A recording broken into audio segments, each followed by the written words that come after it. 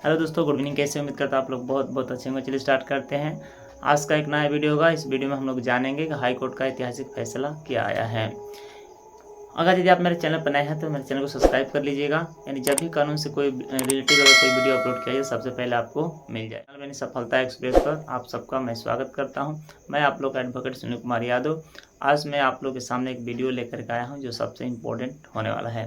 तो आज इस वीडियो में हम क्या जानेंगे दोस्तों, आज का जो वीडियो है, अगर यदि कोई भी संपत्ति अपनी पत्नी के नाम पर खरीदते हैं तो उसका असली मालिक कौन होगा, इसके बारे में हम लोग विस्तार से जानने वाले हैं। तो आइए वीडियो को शुरू करते हैं और देखते हैं कि इसका असली मालिक यानी संपत्ति का असली मालिक कौन होता है।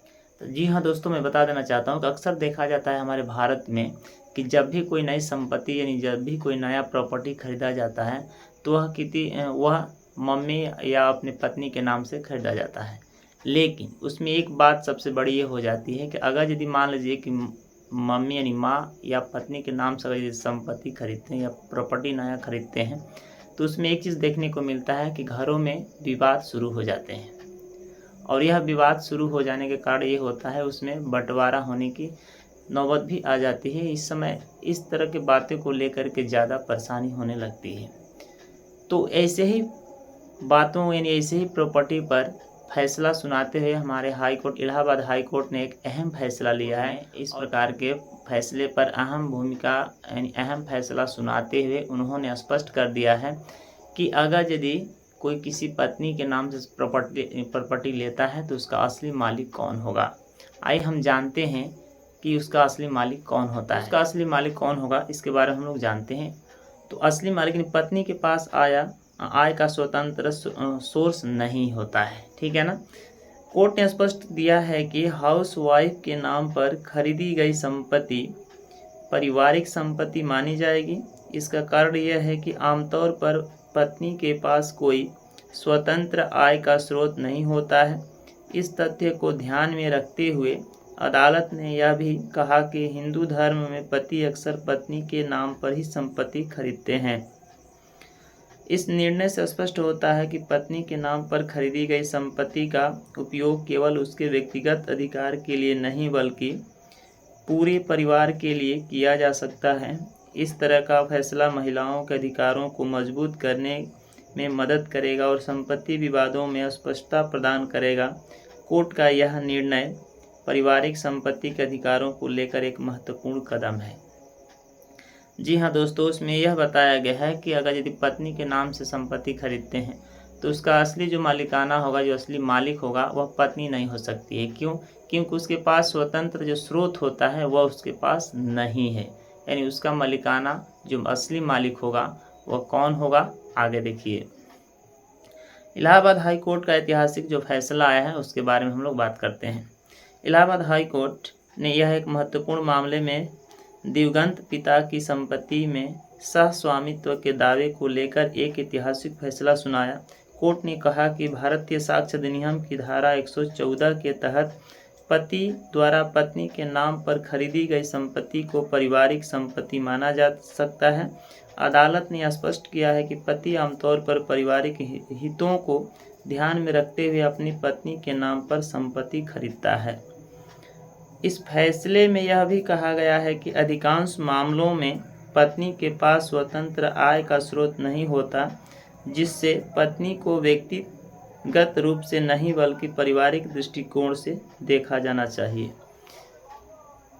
जी हाँ दोस्तों, यह हाई कोर्ट का ऐतिहासिक फैसला है। उन्होंने भी स्पष्ट कर दिया है कि अगर यदि आप पत्नी के नाम से अगर यदि संपत्ति खरीदते हैं तो उनको मालिक हम नहीं मान सकते, क्योंकि उनके पास कोई ऐसा स्रोत ही नहीं है जिसके द्वारा उनको मालिक माना जा सकता है।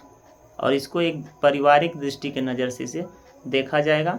अगर बंटवारा भी हो तो इन सब संपत्तियों में बंटवारा किया जा सकता है। आगे देखिए, पति के जीवित रहते संपत्ति पर पत्नी का हक है या नहीं, इसके बारे में जानते हैं। भारतीय कानून के अनुसार जब तक पति जीवित है उसकी स्वयं अर्जी संपत्ति पर पत्नी का कोई अधिकार नहीं होता है। पत्नी को यह अधिकार केवल पति की मृत्यु के बाद ही मिलता है। अगर कोई संपत्ति पत्नी के नाम पर है या उसके पति के नाम पर है तो ऐसा नहीं कि पत्नी का अधिकार उस संपत्ति पर होगा, क्योंकि जब तक पति जिंदा रहेगा तब तक उसका अधिकार नहीं हो सकता है।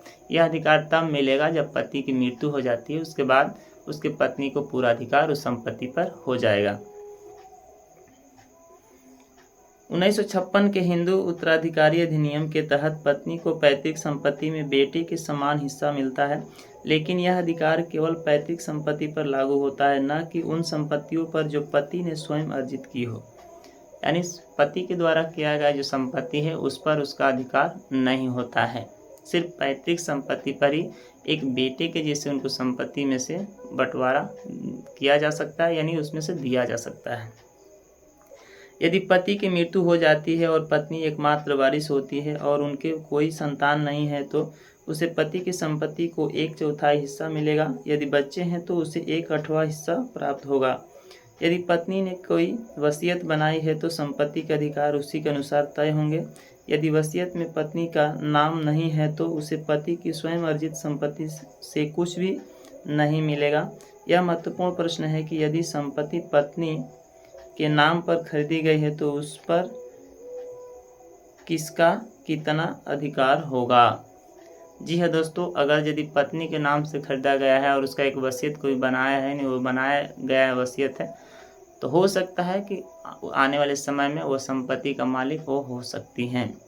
आगे देखिए, हाई कोर्ट ने अपने फैसले में यह भी स्पष्ट किया है कि जब तक यह साबित नहीं हो जाता कि खरीदी गई संपत्ति पत्नी की आय से खरीदी गई है, तब तक उसे पति की आय से खरीदी गई है नहीं माना जाएगा। यह मामला अपीलकर्ता सौरभ गुप्ता की ओर से दायर किया गया था, जिसमें उसने मांग की थी कि उसे उसके पिता द्वारा खरीदी गई संपत्ति के 1/4 हिस्से का सहस्वामी का दर्जा दिया जाए। उसने यह तर्क दिया कि यह संपत्ति उसके दिवंगत पिता द्वारा खरीदी गई है और वह अपनी मां के साथ सह हिस्सेदार है। यह एक इसी के ऊपर यह केस है दोस्तों, जो हाई कोर्ट में था, और इस केस के ऊपर इस केस को उदाहरण देते हुए हाई कोर्ट ने किस प्रकार अपना फैसला अहम रखा उसके बारे में हम लोग जानते हैं। सौरभ गुप्ता ने निचली अदालत के फैसले के खिलाफ हाई कोर्ट में अपील दायर की। हाई कोर्ट ने इस मामले में सौरभ की मां को प्रतिवादी माना। सौरभ ने प्रॉपर्टी को किसी तीसरे व्यक्ति को ट्रांसफ़र करने पर रोक लगाने की मांग के लेकर याचिका पेश की थी। इस मामले में सौरभ की मां ने एक लिखित बयान दिया कि जिसमें कहा गया कि यह संपत्ति उसके पति ने उसे उपहार के रूप में दी थी, क्योंकि उसके पास कोई आय का स्रोत नहीं था। जी हाँ दोस्तों, उनकी जो माँ थी उन्होंने कह दिया यह जो संपत्ति मुझे मिला था मेरे हस्बैंड नहीं खरीदे थे, बल्कि उन्होंने मुझे उपहार में दिया था, गिफ्ट के रूप में। उसमें क्या लिखा गया है, कई लोग जब भी कोई लोग संपत्ति खरीदते हैं तो अक्सर इसे अपनी पत्नी के नाम पर ही रजिस्ट्री करवाने का विकल्प चुनते हैं। इसका मुख्य कारण यह होता है कि महिलाओं के नाम पर प्रॉपर्टी खरीदने पर स्टाम्प ड्यूटी में छूट मिलती है, साथ ही अन्य लाभ भी मिलते हैं। लेकिन कई लोग यह नहीं जानते कि कानून के अनुसार इस संपत्ति पर किसका मालिकाना हक हो सकता है। हाल ही में ही इलाहाबाद हाई कोर्ट में यह महत्वपूर्ण मामला आया जिसमें कोर्ट ने एक ऐतिहासिक निर्णय दिया। इस निर्णय के अनुसार पत्नी के नाम पर खरीदी गई संपत्ति को पारिवारिक संपत्ति माना जाएगा। इसका अर्थ यह है कि इस संपत्ति पर केवल पत्नी का ही अधिकार नहीं होगा, बल्कि पति और अन्य परिवार के सदस्यों का भी अधिकार होगा। जी दोस्तों, हाई कोर्ट ने साफ कर दिया है कि अगर यदि पत्नी के नाम पर कोई संपत्ति खरीदा जाता है तो ऐसा भूल ना करें कि वो सिर्फ पत्नी का ही संपत्ति है, वह एक पारिवारिक संपत्ति माना जाएगा, क्योंकि उसका अगर यदि कोई आय या कोई स्रोत होगा तब उसका अधिकार उस पर होगा। अन्यथा अगर यदि आय या कोई स्रोत नहीं है तो वह संपत्ति पारिवारिक माना जाएगा और उसमें सबको हिस्सेदार यानी बराबर भागों में, अगर यदि बंटवारा का भाग हो तो बराबर हिस्सों में इसको बांटा जाएगा। तो उम्मीद करता हूं दोस्तों कि आज की जो वीडियो है आपको समझ में आया है और ये वीडियो जानकर आपको बहुत खुशी हुई है और ये वीडियो से आपको बहुत हेल्पफुल मिला है। तो आप भी अगर यदि अपनी पत्नी के नाम से संपत्ति लेना चाहते हैं या ले चुके हैं तो ऐसा आप गलती मत कीजिएगा, जिससे कि आपको फिर आगे चल करके इस तरह का परेशानी झेलना पड़े।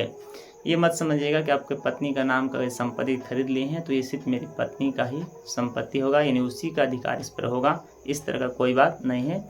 उस संपत्ति पे पूरा परिवार का हक होता है और पूरा परिवार उसमें मिल करके अपने उसमें से बंटवारा कर सकता है। तो बस दोस्तों, आज के वीडियो में इतना ही जानेंगे, फिर अगले वीडियो में मिलते हैं। तब तक के लिए मुझे इजाज़त दीजिए। जय हिंद, जय भारत।